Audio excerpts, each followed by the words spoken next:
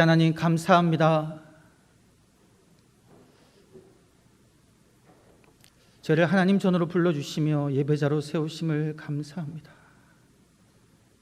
온 마음 다해 하나님을 찬양하게 하심을 감사합니다.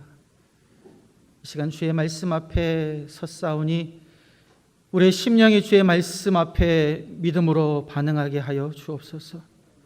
겸손한 마음으로 주의 말씀에 순종하는 자 되게 하여 주옵소서. 부족한 종을 세우셨사오니 온전히 하나님의 말씀만이 선포되어지게 하여 주옵소서. 감사드리옵고 구주 예수님의 이름으로 기도드리옵나이다. 아멘. 할렐루야. 하나님께서 오늘도 이 자리에 함께 계시는 줄 믿습니다.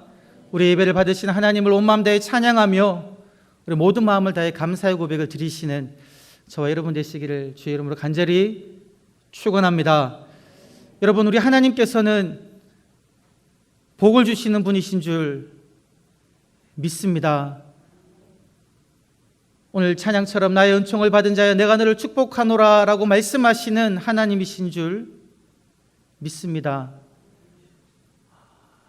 창세기 1장 28절에도 보게 되면 하나님께서 사람을 만드시고 말씀하시기를 내가 그들에게 복을 주며 생육하고 번성하라라고 말씀하신 하나님이시고요. 민수기 6장 22절 27절 말씀에서도 모세를 통하여 아론과 그의 아들들에게 명령하시기를 너희들이 이스라엘 자손들에게 축복하면 내가 그들에게 복을 주겠다라고 말씀하신 하나님이십니다. 시편 143편 3절에도 천지를 지으신 여호와께서 시온에서 내게 복을 주실 것이다 라고 그렇게 말씀하셨습니다. 하나님께서는 우리들에게 어떠한 복을 약속하셨습니까? 첫 번째로는 하늘의 신령한 복을 우리들에게 약속하셨습니다. 사도 바울이 사랑하는 아들 디모데에게 고백했던 것처럼 내가 나의 달려갈 길을 마치고 선한 싸움을 싸우고 믿음을 지켰으니 이제후로는 나를 위하여 의의 면류관이 예비되었다. 천국에서 받을 그 의의 면류관을 확신했고요. 또 요한 사도를 통하여 계시록 2장 10절 말씀에 말씀하시기를 서머나 교회에 네가 죽도록 충성하라 그리하면 내가 생명의 면류관을 내게 주리라 라고 말씀하셨습니다. 하나님께서는 우리들에게 저 하늘에서 받을 신령한 복을 약속하셨다라는 것이죠. 이러한 신령한 복만 우리에게 약속한 것이 아니라 하나님께서는 이 땅을 살아갈 때 우리들에게 또한 이 땅에서 받을 그러한 복도 약속해 주셨습니다. 제가 어릴 때 저희 할머니께서 늘 저에게 머리에 손을 대고는 기도하시면서 늘 그렇게 기도해 주셨습니다. 하늘의 신령한 복과 땅에 기름진 것으로 채워달라.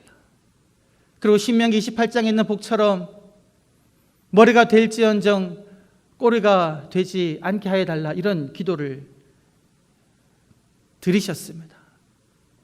그래서 우리들은 자녀를 위한 기도를 할 때 어떤 마음으로 아버지께 기도합니까? 하나님께서 우리에게 주신 이 귀한 자식들이 이 땅 가운데서 하나님이 주신 지혜로 공부도 잘하고 또 좋은 대학 가서 좋은 직장 얻고 좋은 가정 이루기를 우리 하나님께 믿음으로 기도 드립니다. 하나님께서 우리에게 허락해 주실 그 땅에 기름진 것을 구한다라는 것이죠. 요즘에 실컷 울고 나니 배가 고파졌어요. 그리고 내가 얼마나 만만해 보였으면 이라는 베스트셀러 작가 전대진 작가라는 분이 계신데요. 이분이 20만 명 정도의 SNS 팔로워가 있는 분입니다. 이분이 하나님을 믿는 독실한 신자입니다. 이분이 하나님께 드리는 기도를 제가 읽어보았는데 어떤 기도를 드리냐면, 하나님, 제가 선한 영향력을 끼치는 사람이 되게 해주십시오. 또 더불어 기도하는 것은 어떠한 기도였냐면, 하나님, 제가 제 소득의 90%는 하나님께 드리고 10%만으로도 살 수 있는 그런 복을 달라는 그런 기도를 드렸다라는 것이죠. 여러분, 10%만 가지고도 풍성한 삶을 살려면 얼마나 많은 그런 물질적인 축복이 있어야 되겠습니까? 그러한 복을 하나님께 구했다라는 것이죠. 여러분, 우리가 믿는 하나님께서는 하늘의 신령한 복뿐만이 아니라 이 땅 가운데서도 풍성한 복을 우리에게 주실 수 있는 능력이 있는 분이신 줄 믿습니다. 오늘 읽은 이 말씀, 창세기 12장 1절부터 3절에 나와 있는 말씀에서도 하나님께서 아브라함에게 약속하신 그 복은요, 여러분, 이 땅에서 받아 누리는 복이었습니다. 첫 번째, 어떠한 복을 약속하셨습니까? 내가 너로 하여금 큰 민족을 이루게 하겠다. 여기서 말하는 민족은 시족사회, 부족사회가 아닙니다. 민족이라 함은 한 나라를 이룰 수 있을 정도의 인구수를 가진 그 정도의 규모의 사람 공동체라는 것이죠. 더구나 어떤 나라입니까? 큰 나라를 이룬다라는 것이죠. 작은 나라가 아닙니다. 큰 나라를 이룰 축복을 주시겠다라는 것이죠. 어디에서요? 이 땅에서. 그리고 이어서 말씀하십니다. 내가 너로 하여금 내 이름을 창대하게 하겠다. 이 창대하다라는 단어 자체가 뭐냐면 내 이름을 크게 하겠다라는 겁니다. 유명하게 하겠다라는 것이지요. 아브라함, 그러면 모든 사람이 다 알도록 내 이름을 위대하게 만들어 주겠다라는 것입니다. 여러분, 요즘에 교회에서 잘 알려진 이름 있는 목사님, 여러분 아시는 목사님 누가 있습니까? 우리 장로교 통합 측에서는 어쩌면 영락교회를 담임하고 계시는 우리 김은성 목사님, 많은 분들이 아실 거예요. 장로교 합동 측에서는 우리 교회를 담임하시는 이찬수 목사님, 아마 성도님들 그분 설교 듣는 분 많이 계실 겁니다. 그리고 감리교 쪽에서는 선한 이웃, 선한 목자교회에 있는 그 유기성 목사님, 이름 있는 목사님들인 거죠. 유명한 목사님들입니다. 그리고 우리 청소년들, 또 우리 대학생들, 어쩌면 우리 어른들도 아시는 그런 가수일 텐데요. BTS라고. 제가 이분들 잘 모르지만 이름은 들어봤어요. 보니까 세계적으로 여러 차트에서 상위권에 링크되고 유명한 가수죠. 이름만 되면 어떤 노래를 부르는지도 몰라도 다 아는 그런 유명한 사람들입니다. 우리를 그렇게 만들어 주겠다는 겁니다. 여러분 상상해 보십시오. 여러분이 일하고 있는 직장에서, 사회에서, 공동체에서 여러분의 이름 되면 다 아는 정도의 사람이 되면 얼마나 기분 좋겠습니까? 회사에서 이달의 사원 이름에 나의 이름이 올라가면 얼마나 기뻐하겠습니까? 나라에서 주는 상에 내가 가서 상을 받는다면, 올림픽에 가서 금메달을 딴다면, 그렇게 유명한 사람이 된다면 얼마나 기쁘고 좋겠습니까? 이러한 복을 아브라함에게 하나님께서 약속하신 겁니다. 내 이름 유명하게 하겠다. 너로 큰 민족을 이루게 하겠다라는 것이죠. 그런데 여러분, 이 복을 아브라함이 받았을 때에 아브라함이 하나님에게 말하기를, 하나님 그 정도 그런 복은 저 괜찮습니다. 저 그렇게 속물 아닙니다. 그냥 저는 하늘의 신령한 복으로 충분합니다 라고 말했을까요? 하나님께서 그에게 큰 민족을 이루고 내 이름을 유명하게 하겠다라는 그 약속을 받아 들었을 때에 아마도 아브라함은 기분이 좋았을 것입니다. 귀가 솔깃했을 것입니다. 왜냐하면요, 여러분, 창세기 11장 30절 말씀을 보게 되면 아브라함은 그의 아내 사레가 어떻게 소개되고 있냐면 아이를 가지지 못하는 여인으로 소개되고 있습니다. 그런데 그 바로 앞절에 보게 되면 그의 동생 하란의 아내는 자녀를 3명이나 낳았다고 이름이 성경에 나와 있지요. 비교되지 않았겠습니까? 그의 동생의 아내는 아이를 3명씩이나 놓고 있는데 자기 아내는 아이 1명 낳지 못하는 그런 여인이었다라는 것이죠. 그것이 얼마나 그에게 힘듦으로 다가왔을까요? 그런 그에게 하나님께서 말씀하시는 거죠. 여호와란 신이 그에게 나타나셔서 아브라함아, 내가 너로 하여금 큰 민족을 이루게 하겠다. 내 후손들이 많아져서 아주 큰 민족을 이루게 하겠다라는 그러한 복을 약속하셨을 때에 아브라함은 정말 기뻤을 것입니다. 그래서 그 약속 붙잡고 아브라함은 그의 아비 집을 떠나 하나님이 지시하는 그 땅으로 갔다라는 것이죠. 큰 민족을 이룰 그 꿈을 안고 아브라함은 갔다라는 것입니다.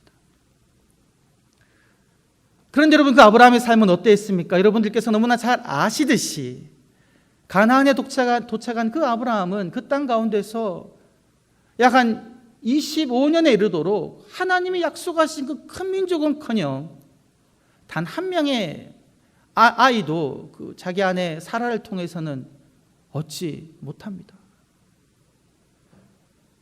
그때 아브라함이 어떠한 마음을 품었을까요? 하나님께서 이 약속을 주셨는데 하나님께서는 이 약속을 이루지 못하는 그러한 분이십니까? 그러한 생각을 하지 않았겠습니까? 그런데 이제 하나님께서는 왜 아브라함에게 분명히 약속을 하셨음에도 불구하고 큰 민족을 이루겠다라고 약속하셨음에도 불구하고 그 약속을 25년이나 지나도록 이루지 않는 그러한 삶을 아브라함으로 하여금 살도록 하셨을까요? 거기에는 하나님께서만이 주시는 하나님의 복을 주시는 방식이 있다라는 겁니다. 광야를 살다라는 책을 지으신 이진희 목사님이 계신데요. 그분이 그 책에서 이렇게 설명하고 있었습니다. 왜 하나님께서는 25년이나 되도록 아브라함에게 한 명의 아이도 주시지 않으셨을까? 그렇게 대답합니다. 하나님께서는 아브라함이 영이 될 때까지 기다리셨다. 아브라함이 10이 아니라 그 스스로 영이 될 때까지 하나님께서는 기다리셨다라는 겁니다. 왜 영이 될 때까지 기다렸었을까요? 아브라함이 영이 될 때야 정말 내 힘으로는 아무것도 할 수 없구나. 내 힘으로 할 수 있는 것이 아무것도 없구나. 그리고 내가 이룬 이것이 나의 힘으로 한 것이 아니라 하나님께서 하셨구나라는 것을 깨닫게 하시려고 하나님께서는 아브라함이 영이 될 때까지 기다리셨다라는 것입니다. 이것이 바로 하나님께서 역사하시는 방법이다라는 것이죠. 복을 주시는 방법이다라는 겁니다. 여러분, 요셉을 잘 알지 않습니까? 요셉은 어떠한 사람이었습니까? 아버지의 사랑을 정말로 많이 받는 그런 사랑받는 아이였습니다. 아버지께 뭐라도 다 이야기하면 다 들어주는 그런 아버지를 가진 아들이었죠. 얼마나 자신감에 차 있었겠습니까? 이 아버지만 옆에 있으면 나는 모든 것을 다 할 수 있겠다라는 그런 생각을 가졌겠죠. 그리고 그는 놀라운 꿈을 꾸었죠. 형제들이 자기에게 절하는 그런 꿈을 꾸었습니다. 그런 비전을 가진 사람이었습니다. 그런데 요셉이 어떻게 됩니까? 형들에게 팔려서 노예로 갑니다. 노예 생활을 하고 또 그곳에서는 그는 13년 동안 감옥에서 죄수로 살아가는 그러한 삶을 살지요. 그곳에서 그는 어떤 느낌을 받았을까요? 10에서 0이 되는 그런 삶을 산 것입니다. 내가 할 수 있는 것이 아무것도 없구나. 내가 아무리 열심히 살았지만 결국 나는 노예로 팔렸고 나는 죄수로 갈 수밖에 없구나. 0이 될 때에야 하나님께서 그를 일으켜서 애굽의 총리로 삼으셨다라는 것이죠. 여러분, 다윗은 어떠합니까? 여러분, 다윗 양치노 목동으로 별 볼 일 없는 사람인 것 같지만요, 그렇지 않았습니다. 야곱은요, 양칠 때 저는 도저히 할 수 없을 것 같은 그런 일을 한 소년이었습니다. 여러분, 곰이나 사자가 나타났는데 누가 그 곰이랑 사자랑 함부로 싸울 수 있습니까? 그런데 다윗은요, 그 어린 나이에 양을 잡아먹으려는 사자나 곰이 오면 그 사자 입 사이에서 양을 빼내는 그런 용기가 있는 그런 소년이었습니다. 그리고 전장에 나아가 형들이 싸우고 있는 그 전장에 가서 골리앗을 맞이해서는요, 어른의 그 갑옷을 입을 수도 없을 정도로 작은 체구의 그런 소년이었음에도 불구하고 물맷돌로 골리앗을 넘어뜨릴 수 있는 그런 용기와 능력이 있는 소년이었다라는 것이죠. 그리고 그는 사무엘에 의해서 기름 부음을 받고 왕이 될 것이라는 그런 축복을 받은 그런 사람이었습니다. 어떤 마음이 있었겠습니까? 나는 하나님께 복을 받았고 나의 장래는 탄탄대로이다, 이런 생각을 가졌을 것이다 라는 것이죠. 근데 그때 하나님께서 그에게 왕이라는 복을 주십니까? 그렇지 않습니다. 그 이후에 다윗은 그의 장인 사울에 의해서 쫓겨다니는 그런 신세가 되었다라는 것이죠. 반역자라는 누명을 쓰는 사람이 되었고요, 왕이 찬탈을 도모하는 사람이라는 그런 오해를 받는 사람이 되어서 유대 광야를 도망 다녀야 됐습니다. 얼마나 사울이 집요하게 그를 죽이려고 했으면 다윗이 생각하기를, 야, 내가 이제 조금만 더 도망 다니다가는 결국에는 내 장인인 사울의 손에 의해 죽겠구나 라는 생각이 들어서 그의 적국이었던 블레셋 사람의 손에 자신의 그 몸을 의탁하는 그러한 처지에 놓일 정도로 그는 나락으로 떨어졌다라는 것이죠. 10이었던 상태에서 0으로 떨어졌습니다. 그때에서야 하나님께서는 다윗으로 하여금 유다의 왕이 되게 하셨다라는 것이죠. 유다의 왕이 되는 복을 주셨다라는 것입니다. 여러분, 아브라함은 어떠합니까? 하나님의 약속을 받아들고 가나안 땅으로 갈 때만 해도 아브라함은요, 충분히 자기 능력으로 자식을 가질 수 있는 몸이었습니다. 가나안 땅에 가서 나의 사랑 아내 사라를 통하여 수많은 아이를 놓고는 이 후손들을 통해 하나님께서 이루실 그 거대한 나라를 꿈꿨을 것입니다. 근데 가나안 땅에서 그는 아무리 시간이 지나도 아내의 몸에서 아이가 태어나지 않고요, 아내는 점점 나이가 들어서 경수가 끊어지는 아이를 낳을 수 없는 몸이 될 때까지 그는 그것을 아무 힘없이 바라보아야 했습니다. 그의 아내가 애굽 왕에 이제 데리고 갈 때 그는 아무것도 할 수 없었고요, 99세가 되었을 때도 그랄 왕 아비멜렉에 의해서 그의 아내를 빼앗기게 되었을 때도 그는 아무것도 할 수 없는 그런 존재임을 깨닫게 되었다는 것이죠. 그 애도 늙어가지고 더 이상 아이를 낳을 수 없는 그런 존재가 되었습니다. 그때 그가 영이 되었을 때에 하나님께서는 아브라함을 통해 약속의 아들인 이삭을 주셨다라는 것입니다. 이것이 바로 하나님께서 복을 주시는 하나님의 방식이다라는 겁니다. 하나님께서는 우리가 내 힘으로 무언가를 할 수 없을 그 지경까지, 내가 영이 될 때까지 하나님 우리에게 복을 주시기를 막으시고 기다리신다라는 것이죠. 여러분, 근데 하나님께서 왜 이렇게 우리가 영이 될 때까지 하나님께서는 우리에게 복을 주시지 않고 기다리실까요? 그것은 바로 우리를 통하여 하나님의 목적을 이루기 위함이다라는 것입니다. 여러분, 우리를 통하여 하나님께서 이루고자 하시는 그 목적은 무엇이겠습니까? 오늘 우리가 읽은 창세기 12장 1절부터 3절 말씀을 보게 되면 우리들은 신앙인의 3단계를 알 수가 있습니다. 혹은 다른 말로 말하면 복의 3단계를 알 수가 있습니다. 이 첫 번째 신앙인의 단계는 어떠한 단계이냐면요, 하나님께서 주시는 복을 받아 누리는 단계입니다. 오늘 말씀 보게 되면 하나님께서 누구에게 복을 약속하셨습니까? 아브라함에게 복을 약속하셨습니다. 내가 너로 큰 민족을 이루고 내게 복을 주어 너의 이름을 창대하게 하리니 너는 복이 될지라. 그러니까 하나님께서 아브라함에게 복을 주신 것처럼 우리가 하나님께서 주신 그 복을 받아 누리는 그러한 단계이다라는 것이죠. 하나님을 믿음으로 내 마음이 기쁘고 내 마음이 평강을 누리고 내 모든 일이 잘 되는 그러한 복을 받아 누리는 단계이다라는 것이죠. 이것이 신앙의 첫 번째 단계입니다. 예수 믿으니까 너무 좋더라. 예수 믿고는 내 모든 일이 잘 풀리기 시작하는구나. 신앙의 첫 번째 단계라는 거죠. 두 번째 단계는 무엇이냐면요, 내가 받아 누리는 이 복이 나의 힘으로 이룬 것이 아니라 하나님께서 주신 것이구나 라는 것을 아는 단계입니다. 말씀을 보게 되면 하나님께서 아브라함 너에게 복을 주시는데 이 복을 주시는 주체를 누구라고 분명하게 말씀하시냐면 1인칭을 써가지고 하나님 자신임을 분명하게 말씀하십니다.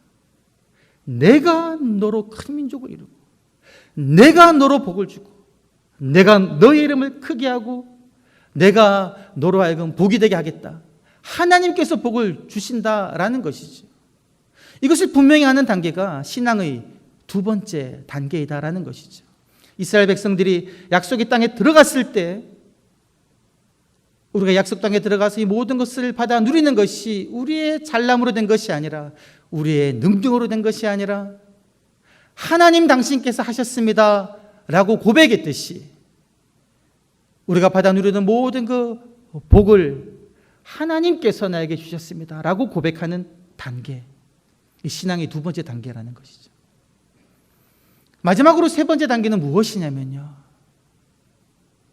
오늘 말씀 3절 마지막에 나와 있는 말씀, 너로 하여금 세상 모든 민족이 복을 받게 하겠다, 이거를 깨닫는 단계입니다. 지금 하나님께서 내게 주셔서 내가 받아 누리고 있는 이 모든 복들은 그냥 나만 받아 누리라고 주신 것이 아니라 이 모든 복을 하나님께서 나에게 주신 것은 나로 하여금 내가 받아 누리는 이 모든 복을 다른 사람들도 받아 누리게 하라고 나에게 주신 것이구나 라는 것을 깨달아 아는 단계라는 것이, 이것이 신앙의 세 번째 단계입니다. 이것이 바로 하나님께서 우리들에게 복을 주시는 목적이고요, 하나님께서는 이러한 삶을 우리로 하여금 살게 하기를 원하신다라는 것입니다. 여러분, 아브라함이 가나안 땅에서 어떻게 살아갑니까? 하나님께서 그에게 복을 주실 때마다 아브라함은요, 자신만을 위해서 살지 않았습니다. 그와 함께 따라온 조카 롯을 위해서 그는 그 롯에게 좋은 땅을 양보합니다. 그리고 롯이 그 메소포타미아 연합군에게 잡혀갈 때도요, 아브라함은 목숨의 위협을 무릅쓰고 자기의 가솔들을 이끌고 롯을 구출하러 갑니다. 왜 그렇게 했습니까? 롯도 하나님으로부터 받은 그 복을 받아 누리기를 원했다라는 것이죠. 여러분, 요셉은 어떻게 살았습니까? 비록 그가 감옥에 갇혀 있었지만 그는 하나님께서 그에게 주신 꿈을 해석할 수 있는 그 재능을 자신만을 위해 쓰지 않았습니다. 밤에 꾼 꿈으로 고민하고 있던 그 술 맡은 관원장의 그 꿈을 그는 풀어주면서 그의 일이 잘 풀리도록 요셉은 그렇게 했다라는 것이죠.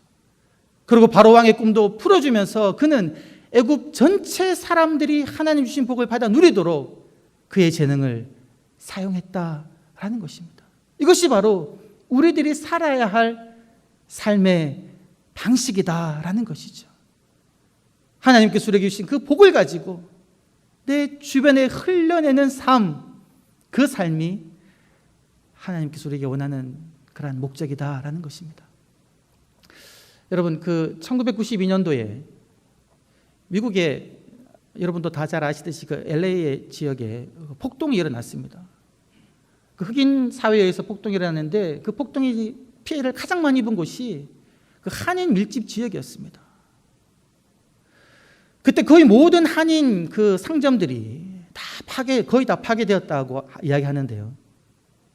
그때 한 곳이 파괴되지 않은 곳이 있는데 이제 상점의 여주인이 흑인 사회에게 어떻게 호칭이 되고 있었냐면 코리안 마마라고, 한국인 엄마라는 호칭을 받은 그런 사람이었대요.